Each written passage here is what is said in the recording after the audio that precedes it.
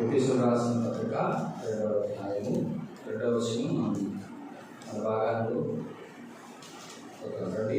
ఎఫెసీయులకు రాసిన పత్రిక 2వ అధ్యాయము 2వ వచనం మనం కలిసి చదువుకుందాం. మీరు వాటిని చేయించు వాయుమండల సంబంధమైన అధిపతిని అనగా ఉదయం వారిని ప్రేరేపించే శక్తికి అధిపతిని అనుసరించి ప్రపంచ ధర్మం చొప్పున మునుపు నడుచుకోవాలి. ఒకసారి వచ్చిన ప్రార్థన చేసుకుందాం. పరిశుద్ధుల తండ్రి, పరిశుద్ధ స్తోత్రాలు. మంచి దేవుడు, మా మంచి దేవుడు, మహా మంచి దేవుడు, మమ్మల్ని ఎంతగా ప్రేమించిన దేవుడు. మీ మంచితనాన్ని మేము అర్థం చేసుకోలేము, ఎప్పటికీ అర్థం చేసుకోలేము. కానీ ప్రభా అర్థం చేసుకోవడానికి మేము ఆయన ఏదైనా ఒక ఆధారం ఉంది అంటే అది కేవలం మీ వాక్యమే. ఈ వాక్యమును బట్టి మేము పరిపూర్ణంగా మిమ్మల్ని ఎరగలం తప్ప ఈ ప్రపంచంలో ఏది మీ గురించి సాక్ష్యం ఇవ్వలేదు. లేఖనములు నా గురించి సాక్ష్యం ఇస్తాయని మీ వాక్యం సెలవిస్తున్నారు కదా. దేవా, లేఖనాల ద్వారా మీరు మాతో మాట్లాడి సహాయం తీసుకుంటున్నారు. వచ్చినటువంటి కొద్ది మందితో ప్రభా మీరు మాట్లాడండి. కృపణ గురించి ఎన్నో అద్భుతమైన సువార్త సత్యాలని ప్రభా మాకు అనుగ్రహించి మీకు ఈ మహిమ ఘనత ప్రభావం ఆరోపిస్తూ మీ దాసులు మీ పాదాల చెంత పట్టుకొని మిమ్మల్ని బ్రతిమలాడుకుంటూ మీ తలపులు అనుగ్రహించి సహాయం చేయండి. ఏ స్నానం అడుగుతున్నాం తండ్రి. మన బైబిల్ స్టడీలో ప్రభు ధర్మంలో మనం 3వ ధర్మం వచ్చిన మొదటి మా ధర్మము విధేయత ధర్మం. రెండవది ఏ ధర్మాలు మనం మాట్లాడుతున్నాం? విధేయత ధర్మం, పరిచర్య ధర్మం, యాజక ధర్మం. ఇప్పుడు యాజక ధర్మంలో యాజక వ్యక్తులను చూసాం. రెండవది యాజకుని యొక్క 12 విధులు చూసాం. ఇప్పుడు యాజకుని యొక్క వస్త్రాల్లో మనం చూస్తున్నాం. అందులో యాజక వస్త్రాలు ఏంటి చెప్పండి ఒకసారి మీరు. వస్త్రాలు ఏంటి అని అడిగాను. మొదటి వస్త్రం ఏంటి? మొదటి వస్త్రం ఏంటి? నేనేం చెప్పాను? వస్త్రాలలో 6 వస్త్రాలు. న్యాయ విధాన పథకము.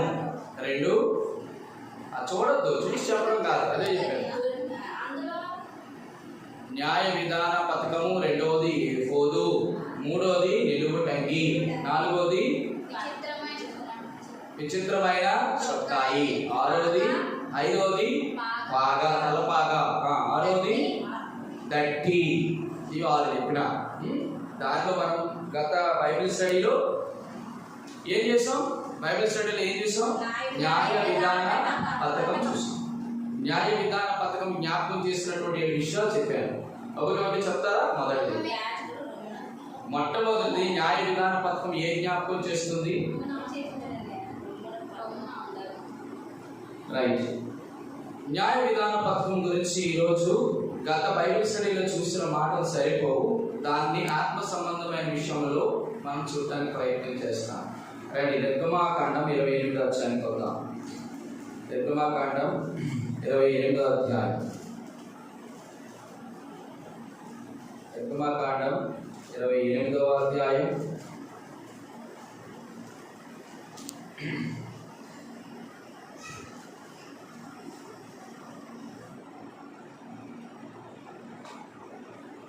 నిర్గమాకాండం 28వ అధ్యాయము 4వ వచనం. పథకము, ఎఫోదు, నిలువుటంగి, విచిత్రమైన చొక్కాయి, పాగా, దట్టియు వారు కుట్టవలసిన వస్త్రాలు. ఇవి 6 కూడా యాజకులు ధరించవలసిన వస్త్రాలు. అవి కుట్టే వస్త్రాలు. ఎవరు పడితే వాళ్ళు కుట్టడానికి లేదు. ఎవరు కుట్టాలి? జ్ఞానాత్మతో నింపిన వివేక హృదయం కలిగిన వారే కుట్టాలి. ఎవరు ధరింప చేయాలి? యాజకుడైన మోషే ధరింప చేయాలి. ఎందుకు ఆ యొక్క సేవా వస్త్రాలు లేక ప్రతిష్ఠిత వస్త్రాలు అని అంటే దేని కొరకు? ఎందుకు ఆ వస్త్రాలు? సేవా వస్త్రాలు ఎందుకంటే దేవుని ఇంటిలో సేవ చేయడానికి ఆ వస్త్రాలు చాలా ప్రాముఖ్యం. వస్త్రాలు లేకుండా సేవ చేయొచ్చు, చేయకూడదా? చేయడానికి లేదు, మనకి కూడా లేదు. వస్త్రములు అంటే వారి యొక్క ప్రవర్తనకి గుర్తును చెప్పాలి. ఎటువంటి ప్రవర్తన అది? ప్రతిష్ఠిత, అంటే ప్రతిష్ఠితమైన ప్రవర్తన. దేవుని కొరకు ప్రతిష్ఠతను కలిగినటువంటి వారిగా ప్రవర్తించాలి. అటువంటి వారు మాత్రమే దేవునిలో యాజక పరిచర్య చేయడానికి వారు అర్హులు. ప్రతిష్ఠిత లేకుండా దేవుని పని చేయడము అసాధ్యము. నేను ఒక మాట మీరు జ్ఞాపకం చేద్దాం అనుకొని దేవుడు తలపించినాడు. చాలా మంది దేవుని యాజక పరిచర్య అనగా దేవుని ఇంటిలో అపోస్తలుల పరిచర్య కానీ, రెండవది ప్రవక్తల పరిచర్య కానీ, 3 సువార్త పరిచర్య కానీ, 4 కాపరుల పరిచర్య కానీ, 5 ఉపదేశకుల పరిచర్య. ఈ సంఘానికి దేవుని అనుగ్రహించిన 5 పరిచర్యలు కానీ, ఇదంతా కూడా ఎవరు చేయాలి? దేవుని యొక్క యాజకులు చేయవలసింది. అనగా యాజకుడు అంటే నేను చెప్పాను, బాగా గమనించండి. దేవుని యాజకుడు అంటే 3 విషయాలలో ఖచ్చితంగా నిర్దిష్టమైనటువంటి వ్యవహారం కలిగి ఉండాలి. మొదటిది, దేవుని చేత పిలవబడాలి. రెండోది, దేవుని కొరకైన పనికై నియమించబడాలి. మూడోది, దేవుని కొరకైన ఏర్పాటు చేయబడాలి. అలా 3 లేకపోతే అతడు ప్రధాన యాజకుడు కాదే కాదు. అంటే అర్థం ఏంటంటే దేవుని పని చేయడానికి వాడు అనర్హుడు. ఈ 3 మాటలు మీకు హెబ్రీయులు రాసిన పత్రికలో మీకు చూపించాను. నేను ప్రతి మాట మీకు ఎందుకు జ్ఞాపకం చేస్తున్నానంటే దేవుని పరిచర్య ఎంత గొప్పదో మీకు జ్ఞాపకం చేస్తున్నాను. రండి, హెబ్రీయులు రాసిన పత్రిక, హెబ్రీయులు రాసినటువంటి పత్రిక వద్దాం. అది చాలా ప్రాముఖ్యం. 5వ అధ్యాయం 1వ వచనం కంటే 5వ అధ్యాయం 4వ వచనం చదవండి. 5వ అధ్యాయం 4వ వచనం. మరియు ఎవడను ఈ ఘనత తనకు తాను వహించుకొనడు గాని అహరోను పిలవబడినట్టుగా దేవుని చేత పిలవబడిన వాడే ఈ ఘనత పొందును. ప్రతి ప్రధాన యాజకుడు గుర్తుంచుకోనండి, గుర్తుంచుకోవాల్సిన విషయం, పరిచయం చేస్తున్న నీవు నేను మనమందరం కూడా గుర్తుంచుకోవాల్సింది దేవుని చేత పిలుపు కలిగిన వారమని గుర్తించాలి. రెండవది చూడండి, 5వ అధ్యాయము 1వ వచనము. ప్రతి ప్రధాన యాజకుడు మనుషుల్లో నుండి చాలు. రెండవది, ఏర్పరచబడినటువంటి ప్రధాన యాజకుడు పిలుపు కలిగిన తర్వాత దేవుడు ఏర్పాటు చేసుకుంటాడు. తర్వాత మాట, అదే 5వ అధ్యాయం 1వ వచనం. ఏర్పరచబడిన వాడై పాపముల కొరకు అర్పణలను బలులను అర్పించుటకు దేవుని విషయమైన కార్యములు జరిగించలేకై మనుషుల నిమిత్తం ప్రభు ఏం చేశాడు? నియమించినాడు. కాబట్టి పిలుచుట, ఏర్పాటు చేయబడుట, మూడవది నియమించబడుట. ఈ 3 ఏ వ్యక్తికైతే ఉంటుందో అతడే ప్రధాన యాజకుడు. అలా లేకుండా ఎవరు ప్రధాన యాజక పరిచర్య, దేవుని పరిచర్య చేయడానికి లేదు. మనమందరం ఏర్పరచబడిన వారమేనా? పిలవబడిన వారమేనా? నియమించబడిన వారమేనా? ఒకవేళ మనమందరం అనుకుంటాం దేవుని పెట్టి నిన్ను నన్ను పిలిచాడు అనుకుంటాం, దేనిని బట్టి మనము ఈ పని కొరకు దేవుడు మనల్ని ఏర్పరచాడు అనుకుంటాం, దేనిని బట్టి దేవుడు మనల్ని నియమించాడు అనుకుని మనం చాలా మంది కాళ్ళ దగ్గర ఇచ్చేటువంటి సేవకులు, రెవరెండులు, బిషప్పులు, పోపులు చాలా మంది ఉన్నారు. మేమంటే ఏమనుకున్నాం? దేవుడు మన జ్ఞానాన్ని బట్టి, దేవుడు మన వివేకాన్ని బట్టి, దేవుడు మన తెలివితేటలు బట్టి, దేవుడు మనకు ఉన్నటువంటి ఆస్తి అంతస్తులు బట్టి, దేవుడు మన కీర్తి ప్రతిష్ఠితులు బట్టి, దేవుడు మన చదువు సంధ్యలు బట్టి పిలవనే పిలవడు. అర్థం చేసుకోండి, పిలవనే ఒకే ఒక్కటి దండిపించు. ఒకరోను మోషేకి నువ్వు అన్నవని, నువ్వు తప్పితే ఇంకొకరు లేరని నిన్ను ప్రధాన యాజకుడిగా ప్రతిష్ఠించాను అనుకుంటున్నావా? పిలిచాను అనుకుంటున్నావా? ఏర్పాటు చేసుకొని నియమించాను అనుకుంటున్నావా? ఒక్క మాట నీకు జ్ఞాపకం చేయాలి. అహరోను ఎప్పుడు కూడా, అందుకే అంటాడు అపోస్తలుడైన పౌలు, పూర్వము దోషకుడును హింసకుడును హానికరుడైన నన్ను, చెప్పండి, కేవలము చూడండి, కేవలము దేని ద్వారా? ఆయన నమ్మకమైన పరిచర్యగా నన్ను నియమించుకున్నాడు. కారణం ఏంటి? హింసకుడు, దోషకుడు, హానికరుడు నన్ను ఎవడైనా పరిచయం పిలుస్తాడా? నన్ను ఎట్టి పరిచయం పిలిచాడు. దేని బట్టి తెలుసా? పూర్వము నేను తెలియక చేసి బట్టి నేను కనికరింపబడ్డాను అంటాడు. అందుకే అహరోను అంటాడు, నువ్వు మోషేను బట్టి నువ్వు అన్నవని గర్వించి నేను పిలిచాను అనుకుంటున్నావేమో, చూపిస్తాను, గుండె హార్ట్ అటాక్ వస్తుంది నీకు ఆ మాట చెబితే. రండి, సంఖ్యాకాండం 18వ అధ్యాయం 7వ వచనం. ఈ మాట మీరు అందరూ అండర్లైన్ చేసుకోనండి. సంఖ్యాకాండం, ఎవరైనా, ఏ సేవకుడైనా, ఎటువంటి యాజకుడైనా, ఏ పరిచర్య చేస్తున్న వాళ్ళు ఎవరైనా, 18వ అధ్యాయం 7వ వచనం. కాబట్టి నీవును నీ కుమారులను బలిపీఠపు పనులన్నిటి విషయములోను అడ్డతెర లోపలి దాని విషయములోను యాజకత్వము జరుపుచూ సేవ చేయవలను. అండర్లైన్ చేయండి, దయచేతని మీ యాజకత్వపు సేవ నేను మీకు ఇచ్చి ఉన్నాను. చాలు నాన్న, దేని బట్రా? కేవలం ఆయన కనికరం, కేవలం ఆయన కృప, కేవలం ఆయన దయ, ఆయన కేవలం ఆయన వాత్సల్యత. వింటున్నారు ఈ మాటలు? మన జీవితంలో దేవుడు మహిమ కలిగిన పరిచర్య. ఏ పరిచర్య తెలుసు? ఈ పరిచర్య దేవదూతలు మనకంటే అద్భుతంగా చేసేటటువంటి పరిచర్యని దేవుడు ఎవరికి ఇచ్చాడు?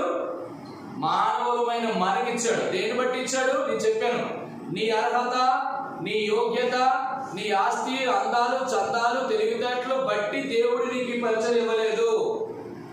అలా ఇవ్వాలనుకుంటే నీకంటే నాకంటే అబ్బో అద్భుతమైన పరిచయం చేసిన దేవుని పరిచయం సమాచారం ఇవ్వమంటే దేవదూతని గాబ్రియల్లాగా ప్రపంచంలో ఎవడివ్వలేడు.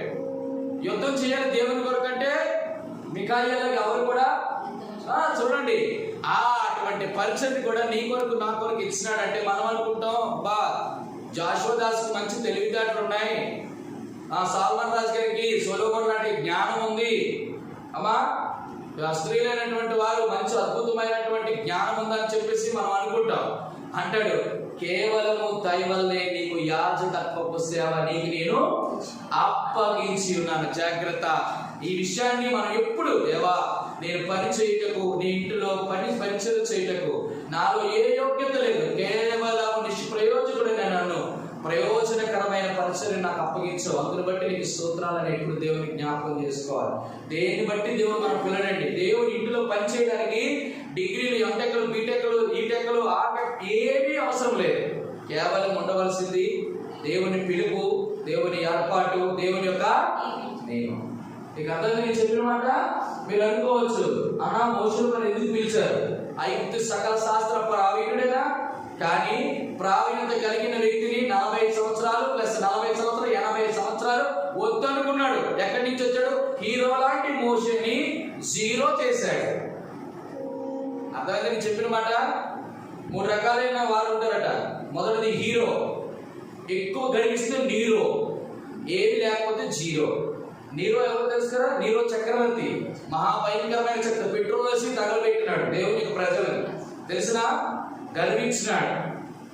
హీరోగా దేవునికి అవసరంలా, నీరో అవసరంలా, నువ్వు పెద్ద చదవాలి అవసరంలా, నువ్వు పెద్ద గర్వించే అవసరంలా, తను తగ్గించుకుంటే జీరో అయిపోయాడు. కాబట్టి మోషే పిలుచుకున్నాడు దేవుడు. అక్కడ ఇవన్నీ చదువుతున్నప్పుడు అనిపించింది, ఎస్ ప్రభా కేవలం నీ దయ చదువుతున్నాను, ఈ యొక్క పరిచయం పిలుచుకున్నాను. అయితే పరిచయం పిలుచుకున్నటువంటి మనకు ఏముండాలా? ప్రతిష్ఠత. అది కూడా దేవుడే చేస్తాడు, ప్రతిష్ఠత చేస్తాడు. ప్రతిష్ఠ చేసి పరిశుద్ధపరచి అప్పుడు మనకి ఏం చేస్తాడు? అభిషేకాన్ని ఇస్తాడు. రైట్, ఇప్పుడు మనం చూడవలసినటువంటి ప్రతిష్ఠిత వస్త్రాల్లో నేను న్యాయవిధి పథకం గురించి దాని యొక్క వివరణ లేకపోతే దాని యొక్క నమూనా నీకు చెప్పాను. చచ్చోకముగా చేయాలని చెప్పండి. బంగారము, నీల, దోమ్ర, రక్త, సన్ననార దారములతో చేయాలని, ఇంకా ఆ న్యాయ విధాన పథకములోని 12 రత్నాలు ఉండాలని, ఆ 12 రత్నాలు మీద ఒక్కొక్క రత్నం మీద ఇజ్రాయేలు 12 గోత్రాల వారి పేరు రాయాలని, ఆ రత్నాలు ఆ న్యాయ విధాన పథకములో ఫిట్ అవ్వాలంటే బంగారం వచ్చావా అందులో ఫిక్స్ అవ్వాలని, ఆ న్యాయ విధాన పథకం ఎక్కడుండాలి? ఆ 3 అన్ని చెప్పాను. అయితే న్యాయ విధాన పథకము రొమ్ము మీద మాత్రమే ఉండాలి. ఈ రోజు ఆ న్యాయ విధాన పథకంలోని కొన్ని విషయాలు చూసి మనం ఏఫోదులోనికి ప్రవేశిస్తాం. ఎందుకంటే న్యాయ విధాన పథకము ఏఫోదు 2 కూడా విడదీయరానటువంటి సంబంధం. ఎందుకు?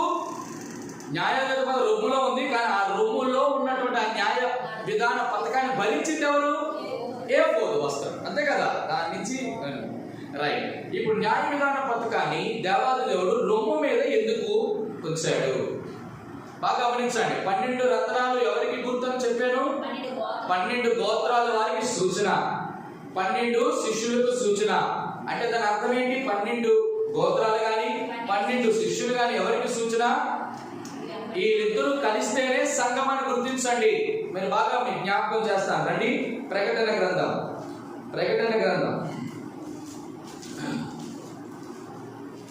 ప్రకటన గ్రంథం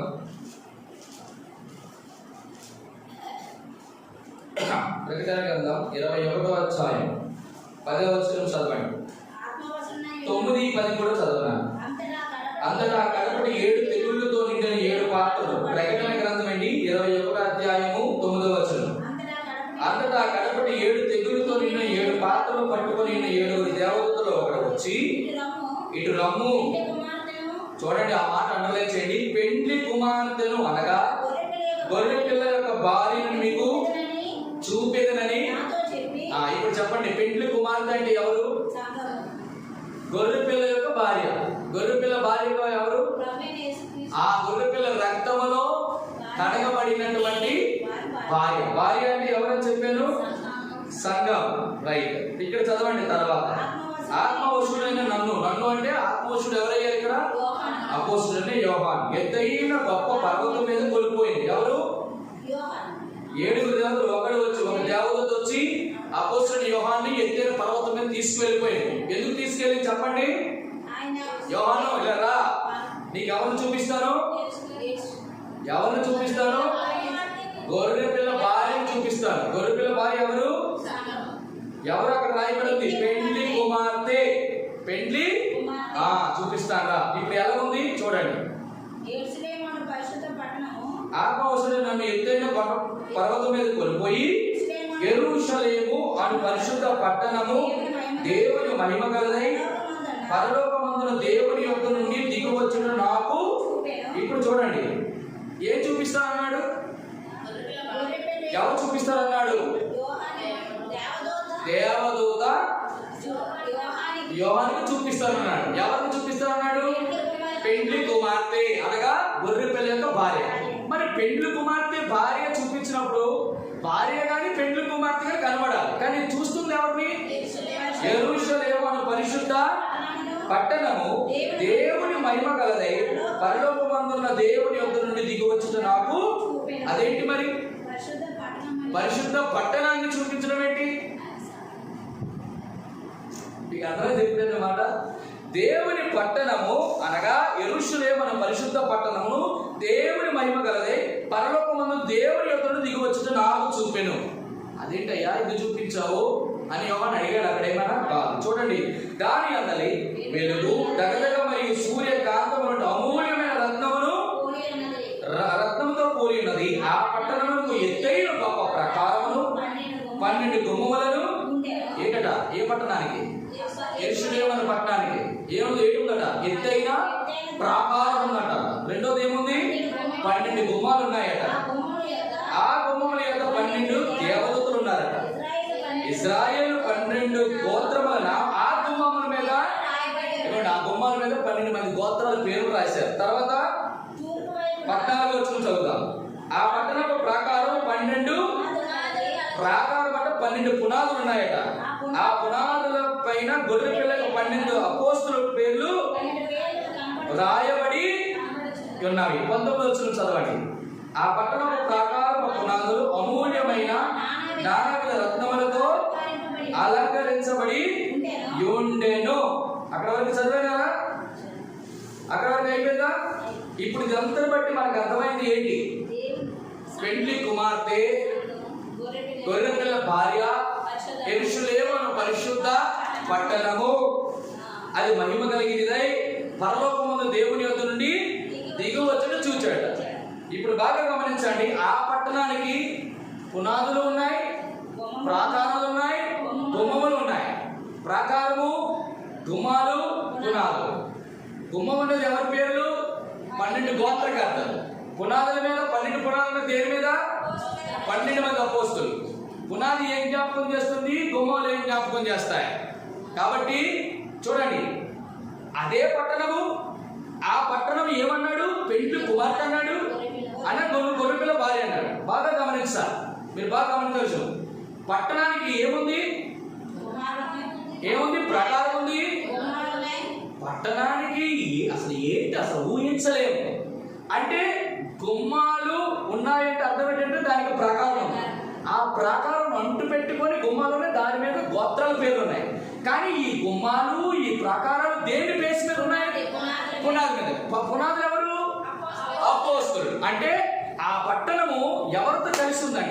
12 మంది అపోస్తులు, 12 మంది గోత్రగారు కలిసి ఉన్నాయి.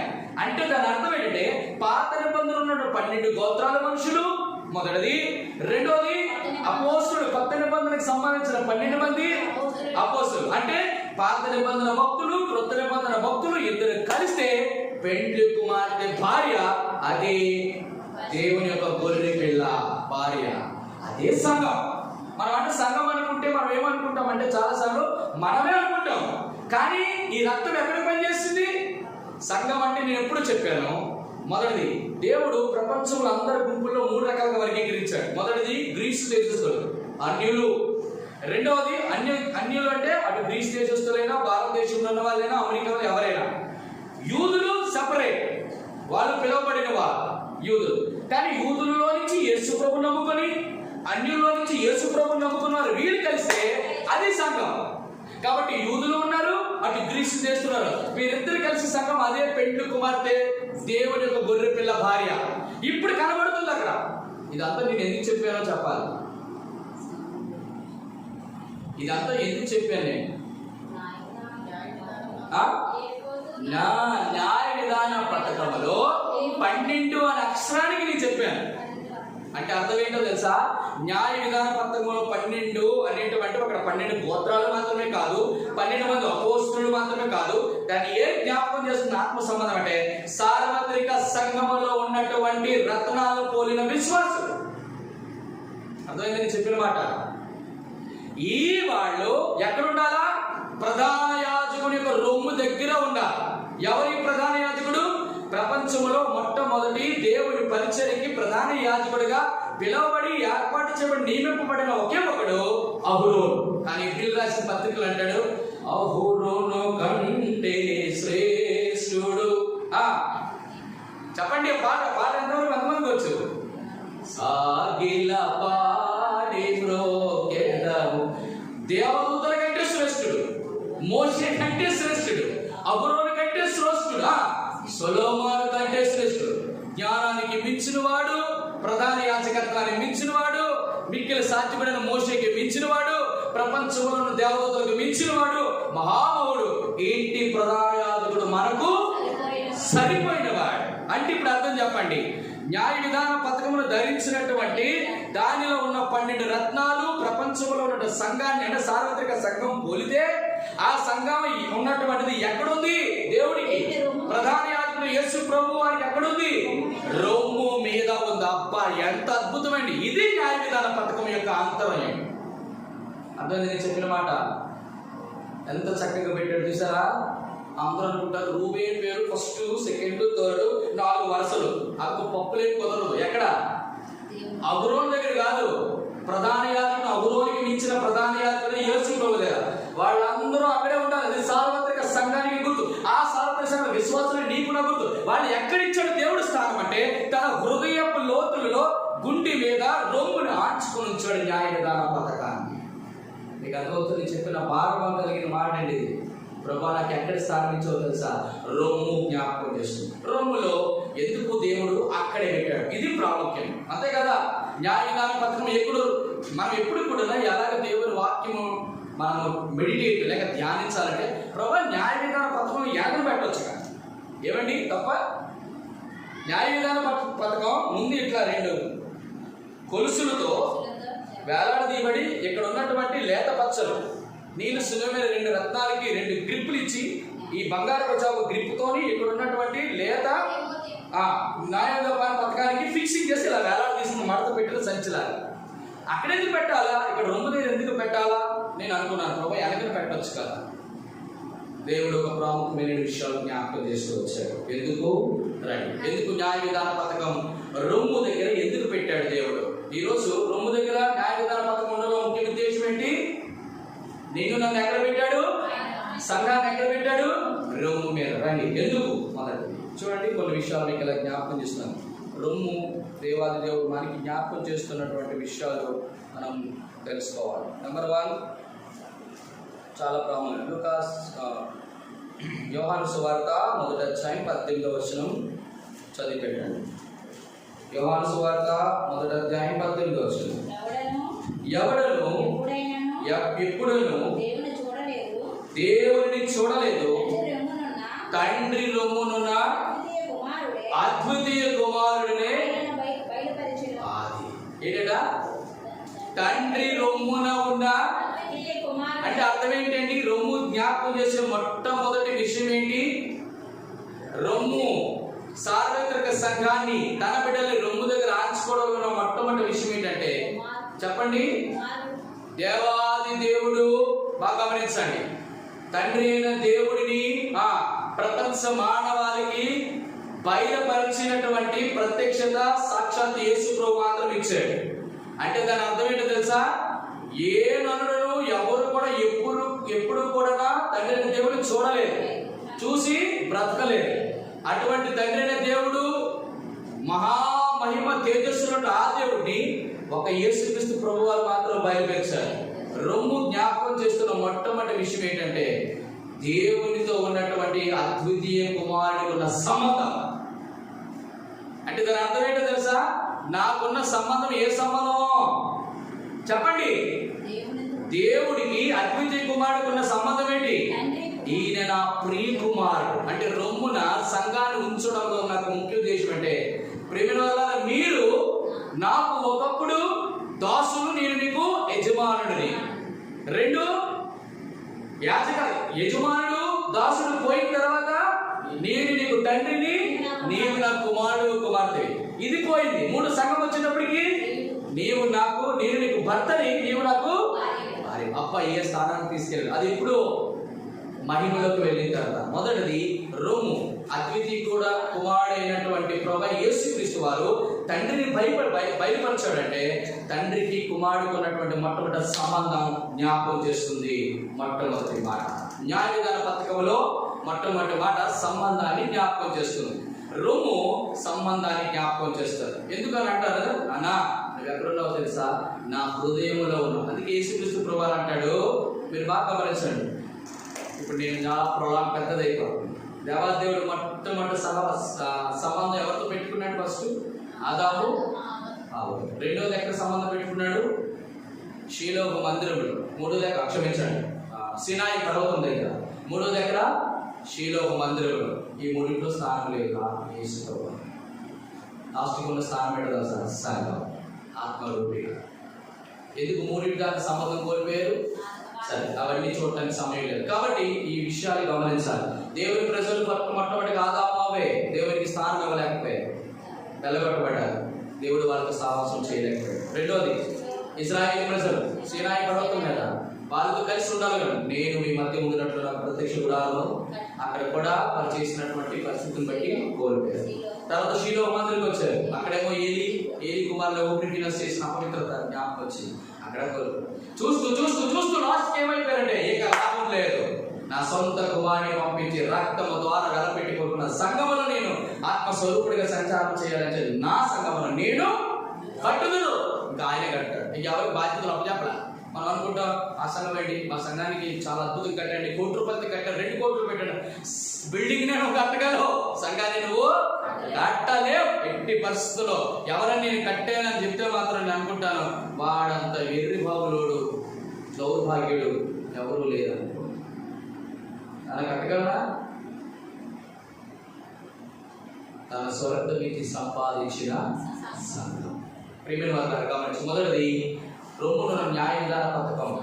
సంఘం దేని జ్ఞాపకం చేసుకుంటే తండ్రికి కుమారుడికి ఉన్న సంబంధమైన రొమ్ము. రెండోది యోహాను సువార్త 13వ అధ్యాయం. యోహాను సువార్త 13వ అధ్యాయం 23వ వచనం. యోహాను సువార్త 13:23. ఆయన శిష్యులలో యేసు ప్రేమించిన శిష్యుడు ఒకడు. యేసు ప్రేమించిన ఒకడు యేసు రొమ్మున ఆనుకుని. చూడండి 25వ వచనం. అతడు యేసు రొమ్మున ఆనుకొనుచు ప్రభువా వాడెవడైనా ఆయన్ను. చూడండి 24వ వచనం కూడా చదవండి. కనుక ఎవరిని గురించి ఆయన చెప్పినో అది తమకు చెప్పమని సీమోను పేతురు అతనికి. దానికంటే పైగా 21వ వచనం కూడా చదవండి. యేసు ఈ మాటలు పలికిన తర్వాత ఆత్మలు కలవరపడి మీలో ఒకడు నన్ను అప్పగించునని మీకు నిశ్చయంగా చెప్పుచున్నాను రూఢిగా చెప్పాను. ఆయన ఎవరిని గురించి ఇలాగ చెప్పినో ఆయన శిష్యులకు సందేహపడచ్చు, ఒకరికొకరు ఒకరి తట్టు ఒకరు చూచుకొని నిలుచుకొని చూడండి అక్కడ ఏం జ్ఞాపకం చేస్తుంది అక్కడ ఏం జ్ఞాపకం చేస్తుంది? వాళ్ళందరూ కూడా భోజనం చేస్తున్నారు. ఎవరు? శిష్యులను యేసు ప్రభువు. ఎంతమంది ఉన్నారు? 12 మంది ఉన్నారు. అందులో ఒకరి గురించి చెప్పాడు యేసు ప్రభువు, మీలో ఒకడు నన్ను వెంటనే అప్పగించిన తర్వాత ఏమంటే ఏమంటారు? పేతురు వచ్చి వాడిగా చూస్తున్నాడు, పేతురు ముఖం నుంచి యోహాను చూస్తాడు, యోహాను నుంచో వీడిగా చూస్తాడు, వీడేమో ఇస్కరేతు ఇంకోటిగా చూస్తాడు. చూసిన తర్వాత అన్నాడు, దుడుకు పేతురు కదా, పేతురు ప్రథముడు కదా, ఏమన్నాడు? అక్కడ ఏమని ఉన్నది చూడండి. అక్కడ అంటాడు, కనుక ఎవరిని గురించి ఆయన చెప్పాను తమకు చెప్పమని సీమోను పేతురు ఎవరికి సైగ చేశారు? ఎవరికి సైగ చేశాడు? అపోస్తలుడైన యోహానుకు సైగ చేశాడు. చూడండి, సీమోను పేతురు అతనికి సైగ చేయగా అతడు యేసు రొమ్మును ఆనుకొనుచు, ప్రభువా వాడెవడని ఆయనను ఎవరు చెప్పారు? ఎవరు అడిగారు? అపోస్తలుడైనటువంటి యోహాను యేసు ప్రభువును ఎందుకు అడిగాడు చెప్పాలి? ఏ అపోస్తలుడైన పేతురు అక్కడే ఉన్నాడు కదా, అడగొచ్చుగా, ఎందుకు అడగలేదు? రొమ్మును ఆనుకోవడం వల్ల రెండో విషయం ఏం జ్ఞాపకం చేస్తుంది? రెండోది ఏం జ్ఞాపకం చేస్తుంది అంటే, యేసుక్రీస్తు ప్రభువారు ఎవరినైతే ఎక్కువగా ప్రేమిస్తాడో ఆ వ్యక్తి మాత్రమే రొమ్మును ఆనుకోవడానికి అవకాశం. నీకు అర్థం నేను చెప్పిన మాట అంటే మామూలు విషయం కాదు. రొమ్మును ఆనుకోవడం అంటే దాని అర్థం ఏంటి? దాని అర్థం ఏంటి? 12 మందిలో ఇప్పుడు యేసుక్రీస్తు యొక్క పరిపూర్ణమైన ప్రేమ ఎవరు అనిపించారు? ఎక్కడైతే తన రొమ్మును ఆనుకున్నాడో, రొమ్మును ఆనుకున్న వాడికి చాలా పెద్ద పని ఉంటుంది. ఎక్కడ తెలుసా? శిలువ దగ్గర కూడా ఉన్నాడు, ఎవరూ లేరు ఆ స్థానం. అర్థమైంది ఇప్పుడు చెప్పారు. రెండోది, రొమ్మును ఆనుకోవడం అంటే యేసుక్రీస్తు ప్రభువారు నీకు ఇచ్చిన స్థానాన్ని జ్ఞాపకం చేస్తాడు. అమ్మ అర్థమైంది నేను చెప్పిన మాట? ఎంత స్థానం తెలుసా? అందరూ ఎక్కడెక్కడ కూర్చు, కానీ రొమ్ము దగ్గర ఉన్న స్థానాన్ని జ్ఞాపకం. మొదటిది దేవుడితో సంబంధాన్ని జ్ఞాపకం చేస్తే, సంఘానికి దేవుడిచ్చిన స్థానం ఎక్కడో తెలుసో రొమ్ము, అది జ్ఞాపకం చేసుకోవాలి. అంటే ఎవరికి ఇచ్చారు ఆ స్థానం అంటే ఆయన అంటాడు, నా సంఘమును నేను కట్టుదును, సంఘము కొరకు సంఘమును నేను ప్రేమించి తను తాను అప్పగించుకోలేను. అర్థమైంది నేను చెప్పిన మాట? అంటే రెండవది, దేవుడు సంఘానికి ఇచ్చినటువంటి స్థానాన్ని జ్ఞాపకం చేస్తుంది. అర్థమైంది నేను చెప్పిన మాట? మొదటిది రొమ్ములో న్యాయ విధాన పథకం, సంఘముకి దేవునికి ఉన్న సంబంధం. రెండోది న్యాయ విధాన పథకం జ్ఞాపకం చేస్తే రెండో మాట, సంఘానికి దేవుడు ఇచ్చిన స్థానం. ఏ స్థానం ఇచ్చాడో చెప్పండి. ఇప్పుడు ఒక మాట చెప్పండి, ఎటువంటి స్థానం ఇచ్చాడో చెప్పండి? భార్య స్థానం ఇచ్చాడు. అంతకంటే ఇంకేంటండి? అంతేనా? రొమ్మును ఆనుకునేది ఒకరే, ఎవరు? భార్య మాత్రమే. ఏమంటే అర్థమవుతుందా? ఎక్కడి నుంచి ఎక్కడ తీసుకెళ్ళాడు చూడండి. మూడో ఇప్పుడు జ్ఞాపకం చేస్తున్నాను. మూడో మాట, అందరూ ఎక్కడ కూర్చున్నారు, ఈయన ఎక్కడ కూర్చున్నారు చెప్పాలి. ఎక్కడ కూర్చున్నారు? యోహాను శిష్యుడు ఎక్కడ కూర్చున్నాడు? క్షమించండి, యేసుక్రీస్తు 12 మంది శిష్యుల్లో యోహాను ఎక్కడ కూర్చున్నాడు? రొమ్ముని ఆనుకొని కూర్చున్నాడు. అంటే ఎక్కడ కూర్చున్నాడు? రక్కన రొమ్ముని ఆనుకొని ఉన్నాడంటే అర్థం ఏంటి? సరే, నేను ఇలా చెప్తే మీకు బాగా అవుతుంది. 2 విషయాలు రండి, అది మీకు చూపించాను.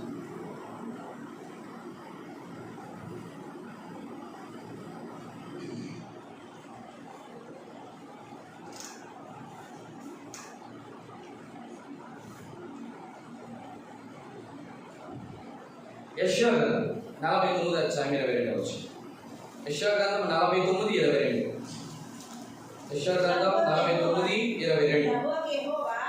ప్రభువు యెహోవా ఇలాగ సెలవిచ్చుచున్నాడు, నేను జనముల తట్టు నా చెయ్యి ఎత్తుచున్నాను, జనముల తట్టు నా గదం ఇచ్చుతున్నాను.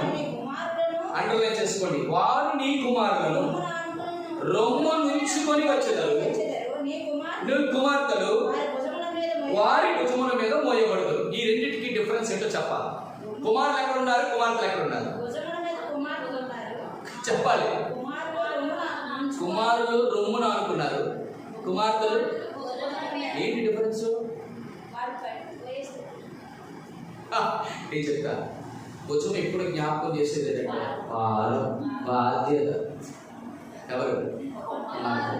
రొమ్ము, భాగ్యం, అంటే నీకు అర్థమైతే లేదు. దేవుడు ఏది రాసిన అద్భుతంగా రాస్తాడు ప్రేమ రావాల. కాబట్టి ప్రేమ ఇప్పుడు దీని అర్థం ఏంటి? రొమ్మును ఆనుకున్న యోగశిష్యుడు ఎక్కడ కూర్చున్నట్టు రొమ్మును ఆనుకుంటాడంటే దాని అర్థం ఏంటి చెప్పండి? దాని అర్థం ఏంటి? ఈ ప్రపంచంలో రొమ్మును ఆనుకునేటువంటి పాదానికి సమీపంగా ఉండేటువంటి స్థలం ఇంకొకటి లేదు. మూడోది స్థలాన్ని జ్ఞాపకం చేస్తుంది. అంటే ఏ సమీపం ఉన్నారో చూడండి. అర్థమైందా? సంఘం ఎక్కడుంది ఇప్పుడు దేవునికి? ఎక్కడుంది? రొమ్మును అంటే సమీపమైన స్థలంలో ఉందని అర్థం. ఒక్కొక్క మాట జ్ఞాపకం చేస్తున్నాను. మొదటిది సంఘానికి దేవుడికి ఉన్నటువంటి సంబంధాన్ని జ్ఞాపకం చేస్తుంది. రెండోది న్యాయ విధాన పథకంలోని రెండో విషయం ఏంటి చెప్పాలి? దేవుడు సంఘానికి ఇచ్చిన స్థానాన్ని జ్ఞాపకం చేస్తుంది. మూడోది సంఘం దేవుడికి ఎంత సమీపంగా ఉన్నదో చూడండి. ఎంత సమీపంగా ఉన్నారు. అమ్మో మామూలు విషయం కాదండి. రొమ్ములో ఆనించుకోవటం అంటే నా దేవాది దేవుడు తన ప్రియురాలైనటువంటి సంఘాన్ని, భార్యని ఎక్కడ ఉంచుకున్నాడంటే రొమ్ము హృదయం దగ్గర ఉంచున్నాడు. ఎంత మంచి స్థానం ఇచ్చాడు గుర్తించాడు. మనం స్థానం గుర్తించాం, మన స్థలాన్ని గుర్తించు, మన సంబంధాన్ని కూడా గుర్తించు. అదే పెద్ద బాధ అప్పుడు మనకి. సంఘానికి దేవుడు ఇచ్చినటువంటి ఎంత అద్భుతమైన. అందుకే యోగ గ్రంథంలో అంటాడు చూడండి, ఆ మాట మీకు జ్ఞాపకం చేస్తాను. యోగ గ్రంథం 9:13 యోగ గ్రంథం 9:13 ఇదిగో ఆయన సమీపమున గడిచిపోతున్నాడు కానీ అయ్యయ్యో నేను ఆయన కనుగొనలేకపోతున్నాను. నా చేరువును పోతున్నాడు కానీ అయ్యయ్యో ఎంత బాధ అండి. ఈ రోజుల్లో న్యాయ విధాన పథకంలో ఉన్నటువంటి 12 రత్నాలు, 12 అపోస్తులు, 12 గోత్రాలు, ఆ రెండు కలిపితే సంఘం. ఆ సంఘము ఈ రోజుల్లో ఎంత భయంకరమైన పరిస్థితులు ఉండే. ఆయన సమీపముని గడిచిపోతున్నాడు కానీ కనబడలేకపోతున్నారు. ఆయన చేరువుని పోతున్నాడు కానీ ఆయన కనబడడంలా. కనబడే కళ్ళు కోల్పోయినారు. ఆయన స్పర్శను కోల్పోతున్నారు. ఎంత భయానకమైన పరిస్థితి. సంగమా ప్రేమైన వారా, మన ప్రభువుని మనం చూడకపోతే, ఆయన స్పర్శను మనం అనుభవించకపోతే ఎంత బాధపడతాడండి. భర్త ఎంత బాధపడతారో తెలుసా? అయ్యో నీకు ప్రారంభించాను, నా ప్రేమనంతా చూపించాను, నీకు ఎంత మంచి స్థానం ఇచ్చాను, నీకెంత సమీపంగా ఉన్నాను, నీతో నాకున్నా ఎంత సంబంధాన్ని అవన్నీ మర్చిపోయినావా? కనబడినా నీకు? నా స్పర్శ నీకు అర్థం కాలేదా? దేవాది దేవుడు దేనితో స్పర్శిస్తాడు?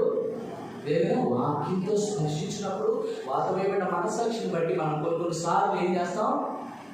మనం ఇంకొకసారి ఏమనుకుంటాం? వాతమైన మనసాక్షితో మనం దేవుడిని ఆ స్పర్శను మనం అనుభవించలేకపోతాం. ఈ రోజుల్లో సంఘాల పరిస్థితులు అలాగే ఉన్నాయి. ప్రధాన యాజకుడు రొమ్ము మీద ఉన్న న్యాయ విధాన పథకం జ్ఞాపకం చేసిన మూడవ మాట అంటే ఆయన యొక్క స్థలం, సమీపంలో ఉన్న స్థలం. రండి నాలుగో మాట ఇలా జ్ఞాపకం చేస్తాను.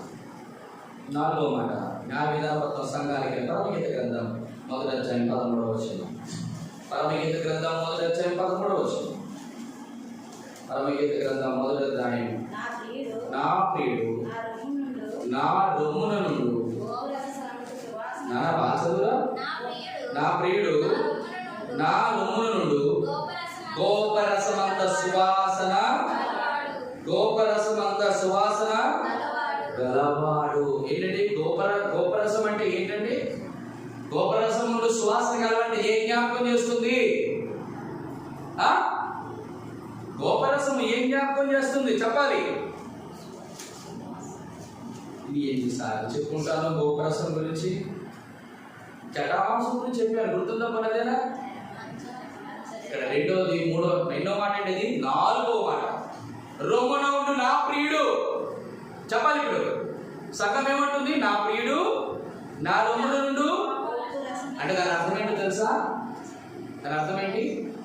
రొమ్మును ధరించినటువంటి ప్రధాన యాజకుడు సంఘముకి, తర్వాత ప్రధాన యాజకుడు అయినటువంటి ఆ ప్రియుడికి మధ్య ఉన్న సంబంధం ఎలా ఉందో కదా, సువాసన వెదజల్లుతున్నారట. మీకు అర్థం చెప్పిన మొదటిది సంబంధం, రెండోది స్థానము, 3 స్థలము, 4 సువాసన. అది చూడండి ఎక్కడొచ్చాడట? ప్రభువైన యేసుక్రీస్తు వారు ఎక్కడ ఉంచుకున్నాడు?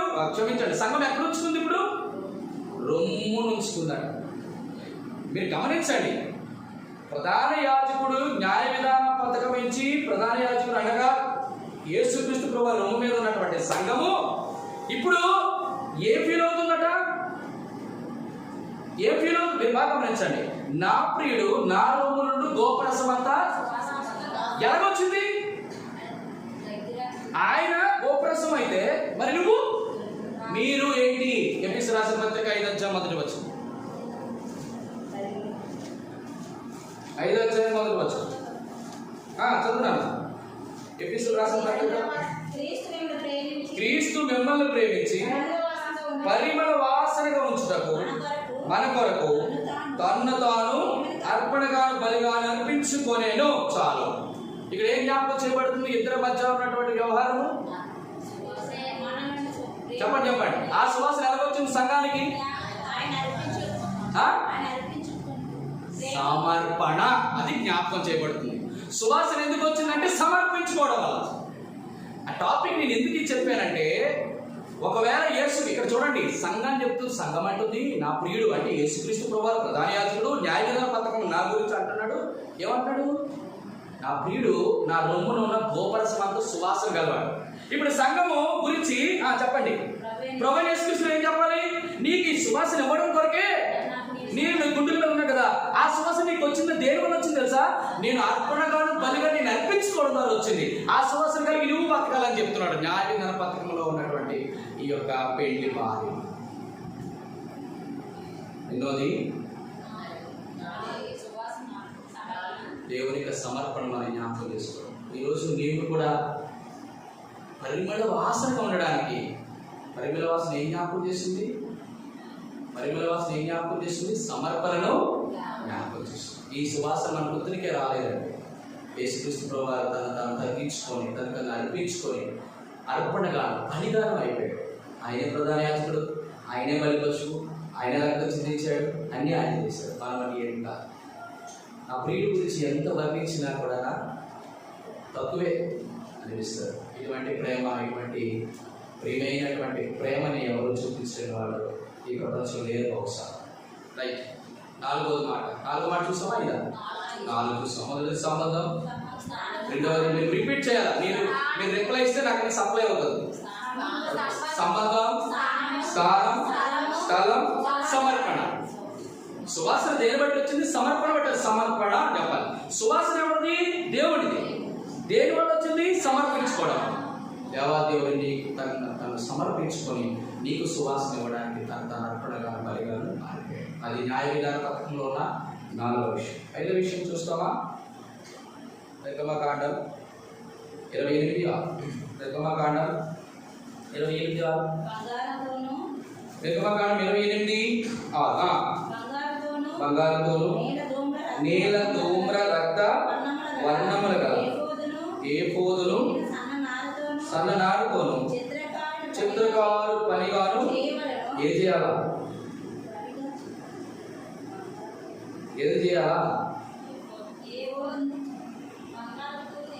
రెడీ. మళ్ళీ ఇంకొక మాట చూద్దాం. 15వ వచనం.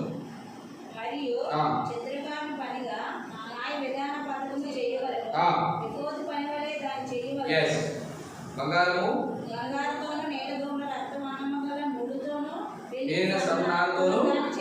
దేని చేయాలి? న్యాయ విధాన పథకాన్ని. చూడండి ఇక్కడ బాగా గమనించండి. న్యాయ విధాన పథకాన్ని అట్ ద సేమ్ టైం ఏ పోదుని ఒకే విధంగా చేయాలి. అందుకే అన్నాడు అక్కడ పైన చూడండి ఆ మాట. మరియు చిత్రకారు పనిగా న్యాయ విధాన పథకం చేయాలి, ఏ పోదు పని దాన్ని కూడా చేయాలి. అర్థమైందా మీకు చెప్పిన మాట? ఇప్పుడు అర్థమైందా నేను చెప్పిన మాట? రైట్. ఎందుకు చేసినప్పుడు ఉపయోగించినటువంటి దారాలే బంగారము, నీలము, ధూమ్రము, రక్తవర్ణము, సన్ననార. మీరు గమనించండి. సన్ననార దారాలు, రక్తవర్ణ దారాలు, ధూమ్రవర్ణ దారాలు, నీల దారాలు. మరి బంగారం ఎందుకు కలిపాడు? ఎలా కలిపాడు? దాంట్లో బంగారము అనేటువంటి దానిని ఏం చేశాడు? సన్నటి రేకులా చేసి దానిని చెప్పండి, దాన్ని కాల్చి దాని ధారాలుగా మీకు తెలుసా, పట్టు వస్త్రాలు, బంగారు చేనేత వస్త్రాలు, బంగారపు తీగలు దాన్ని అలుగుతారు. ముఖేష్ అంబానీ యొక్క తన రెండవ కుమారుడు యొక్క పెళ్లికి బహు శ్రేష్టమైన బంగారాన్ని తీగలుగా చేసి బంగారపు చీరలు తయారు చేశారు.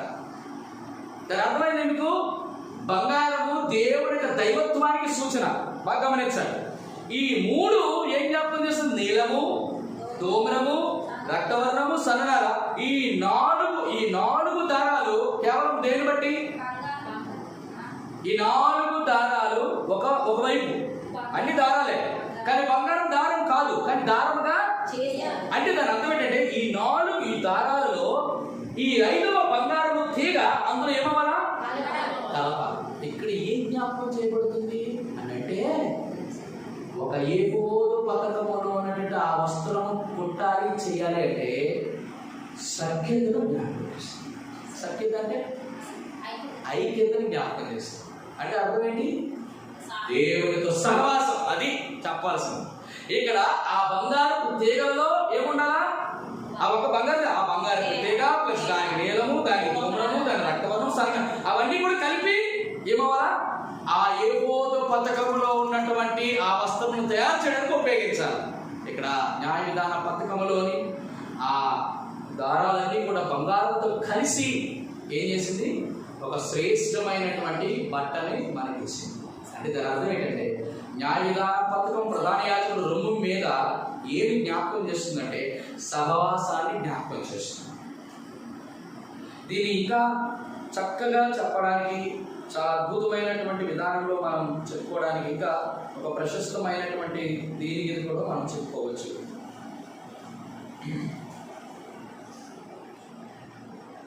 ఎన్ని చెప్పినాం అప్పటికి? 6, 7 నుంచి చూసి ముగిస్తాం. రండి, లూకాసు 18వ అధ్యాయం 13వ వచనం. లూకాసు వార్త 18వ అధ్యాయం 13వ వచనం. సుంకరి దూరముగా నిలబడి ఆకాశం వైపు కన్నులెత్తుటకు చాలగా రొమ్ము కొట్టుకొనుచు, దేవా పాపినైన నన్ను చాలు. రొమ్మున ఉన్నటువంటి ఈ సంఘము ప్రధాన యాజకుడు ఇక్కడ ఎందుకు చేస్తున్నాడు? ఎందుకు ఇక్కడ పెట్టుకున్నాడు అంటే చెప్పండి, చూడండి.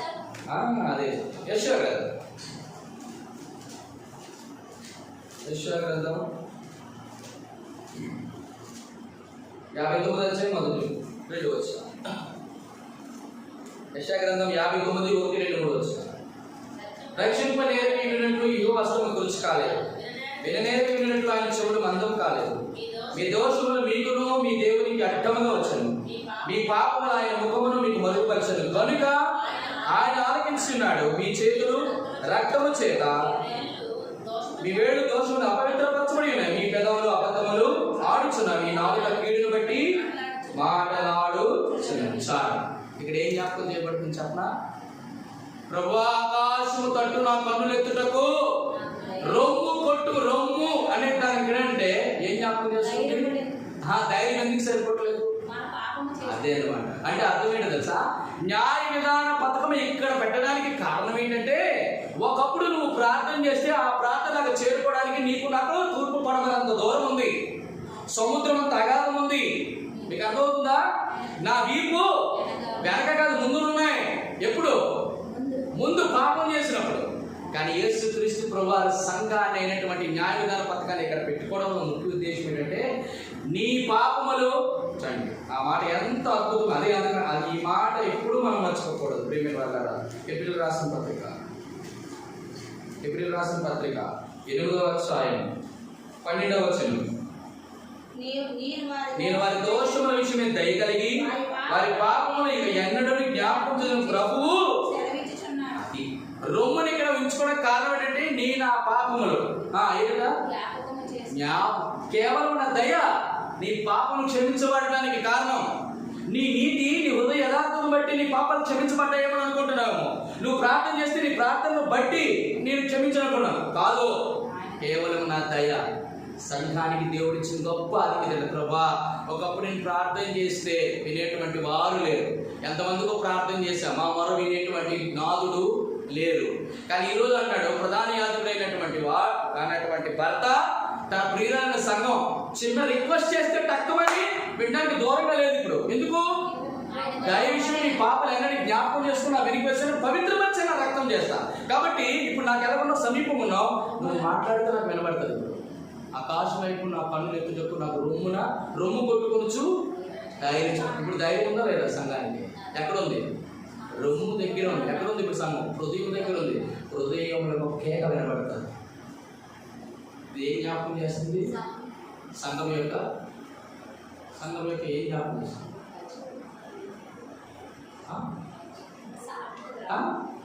విజ్ఞాపన జ్ఞాపకం చేస్తుంది. విజ్ఞాపన ఏమంటాం? దేవుని యొక్క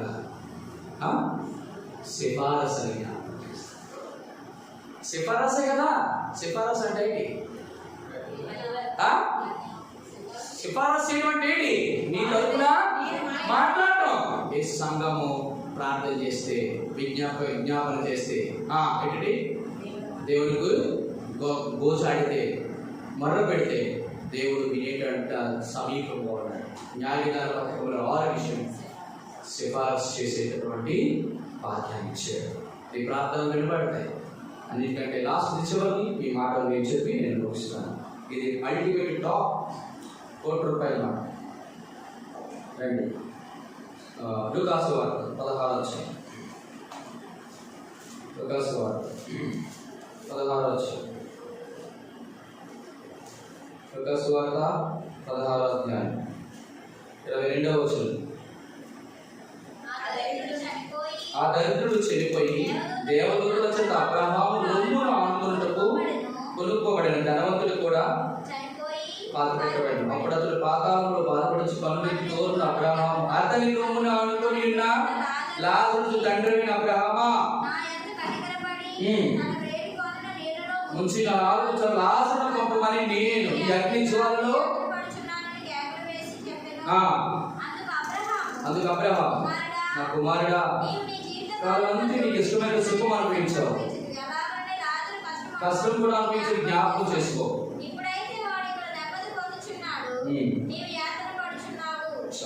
ఏ జ్ఞాపకం చేసుకుంటూ అబ్రహాము రొమ్మును ఆనుకున్న లాజరు ఎక్కడున్నాడు? ఎటువంటి అక్కడ నెమ్మది. నెమ్మది అంటే శాంతి, సమాధానం, సంతోషం. లాస్ట్ సంఘానికి దేవుడు ఇచ్చింది లాస్ట్ ఫైనల్ అంటే సమాధానకర్త దేవుడే మిమ్మల్ని సంపూర్ణముగా పరిశుద్ధపరచుకోడు. దేవుడు ఆఖరిది. అందుకే ఆ మాట నాకు ఎంత ఇష్టం అంటే చూడండి, ప్రకటన గ్రంథం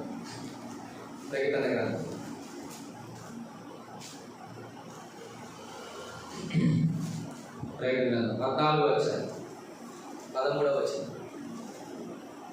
అంతటా ఎప్పుడ నుండి ప్రభు నందు మృతులు తనిలని రాయమైన పరలోకంలో ఒక స్వరం చెప్పగా వింటింది. నిజమే, వారి ప్రయాసములు మాని విశ్రాంతి పొందుతున్నారు. వారి క్రియలు విశ్రాంతికి ఇంకొక పదం ఏంటంటే సమాధానం, సంతోషం.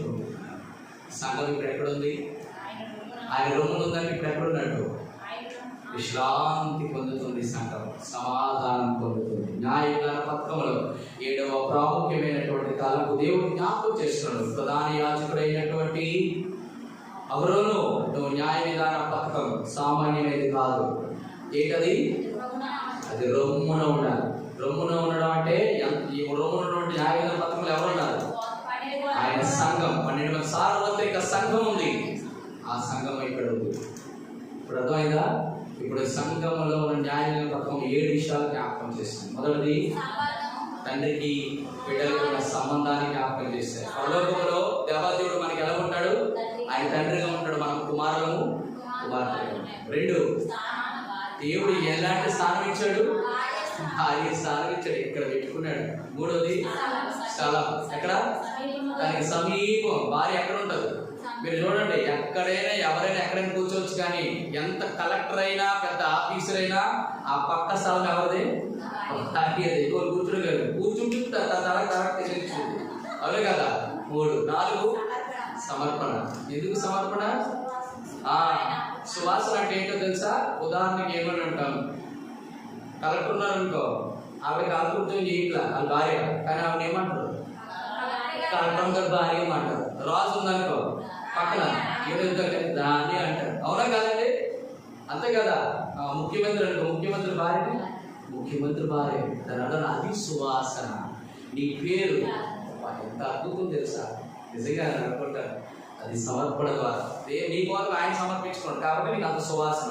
సువాసన అంటే ఏంటి? వ్యాప్తి చెందడం, పేరు ప్రఖ్యాతలు. 4, 5 దేవుడు సహవాసం ఎక్కడ ఇచ్చాం? ఆ మాట సహవాసం అంటే ఎక్కడ ఇచ్చాం? 4 దారాలు బంగారంతో కలిసి ఉండడం మామూలు విషయం కాదు.